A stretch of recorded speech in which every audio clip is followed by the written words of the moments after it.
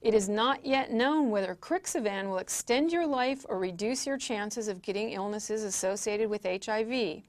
At present, there are no results, none, from controlled clinical trials evaluating the effects of Viramune on the incidence of opportunistic infections or survival. And finally, there's one that simply says, there have been no clinical trials conducted with Combivir.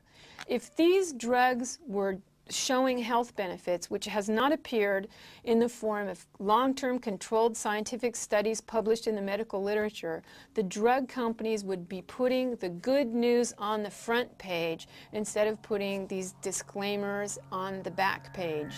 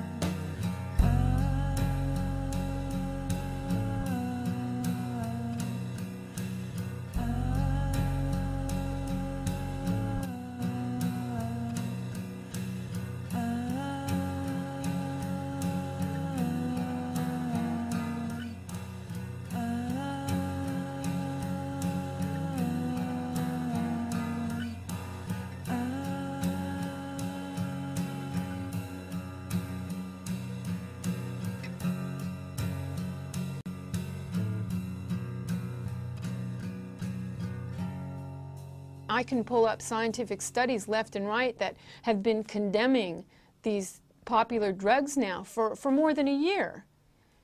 But by the time it filters down to the people who believe they need them, for many of them, it's too late. You know, you'll put up with this kind of stuff because you think that you've got to do it.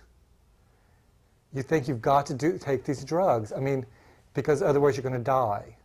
And so you'll limp around and you'll put up with the pins and needles in your feet, and you'll think, you know, that, oh, my belly's all bloated out and it feels all like I'm, you know, like I've eaten 2 watermelons, but it's, you know, it's better than the alternative. And it's like, I don't know, you know, what is the alternative? Did you ever question what you were being told about your diagnosis?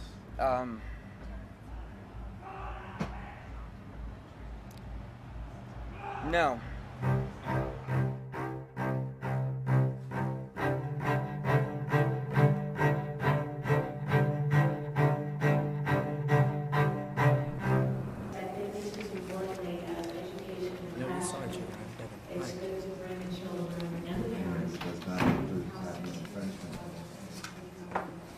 Hey, I'm Christine Majori. I'm convinced it's wrong to encourage HIV testing and to administer death sentences to people who test positive. The HIV test is well documented to cross-react with numerous non-HIV antibodies that can be found in normal, healthy people. They read these as HIV antibodies and give a positive test result. Cold, the flu, flu shots, hepatitis, herpes, rheumatoid arthritis, other immunizations, and pregnancy can read as HIV positive on these tests. Pregnant women who test positive are told they have to take this AZT or abort. That's an actual AZT label. AZT is a chemotherapy. It's a known carcinogen and works by destroying DNA chains as they're forming in the body. It causes severe anemia, so severe people need blood transfusions. It causes muscle wasting, neuropathy, diarrhea, dementia, spontaneous abortion, fetal deformities, and lymphoma.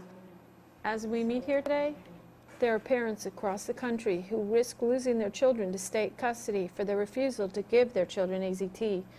Next week in Eugene, Oregon, the parents of an HIV-negative baby are being charged with negligence and intent to harm for objecting to orders to give their baby AZT. This baby's father is HIV negative, his sister is HIV negative, and he's HIV negative. But since his mother came up positive on an HIV antibody test, the state says that they must give this HIV negative baby AZT, and she cannot breastfeed him. This isn't public health policy, this is madness. Our pediatrician came to take a look at him, and she gave him a little checkout and said he looked great. He apparently was very healthy, and all his vitals were working right, and everything was good. He looked like a good, strong, healthy baby. But would we consider a visit from this infectious diseases pediatrician? She came by and looked at Felix and also agreed that he was a very healthy-looking baby, looked fine, but urged me to stop breastfeeding right away and to start the AZT treatment for him. That was really the best thing to do in this case. So we talked with her for a little while about why we had decided not to, and that, you know, we really had based our decision on a lot of research and a lot of soul searching, and, you know, just kind of the basic information that we had about our own health and the health of my daughter, and especially my health. She was just rather strident and informed me that she would be going to the ethics board of the hospital and would be consulting with the hospital's attorney. The petitioner from juvenile court walked in my room with a Eugene police officer, a police officer with the gun and the holster and the radio and the little book and, I mean, the whole uniform and everything. Basically, I was told that, you know, I really needed to stop breastfeeding right away, and I really needed to start giving Felix the AZT right away. And at this point, I was in a panic. And so, you know, I hit the buzzer, told the nurses to please come in now and bring the formula bottles and the bottles. And I would start it right then.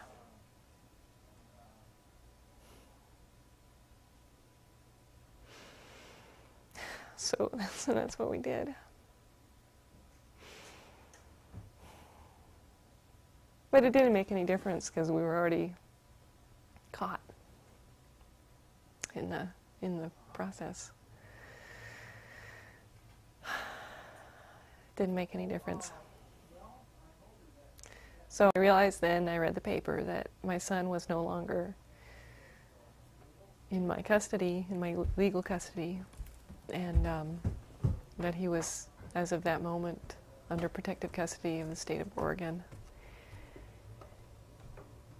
And that they would leave him with me, but with those kind of orders and that kind of paper in your hand, you realize that, you know, nothing is certain. I would put it in a syringe without a needle on it, and I'd put this little teeny tiny tube on the end of the syringe, and then I would tape the tube, the end of the tube, onto my finger. And then I would squeeze the syringe, and I'd watch that medicine go down the tube until it got right to the end. And then I would put that finger in my baby's mouth, and he would start to suck. And then I would have to squeeze that syringe until it was all the way down.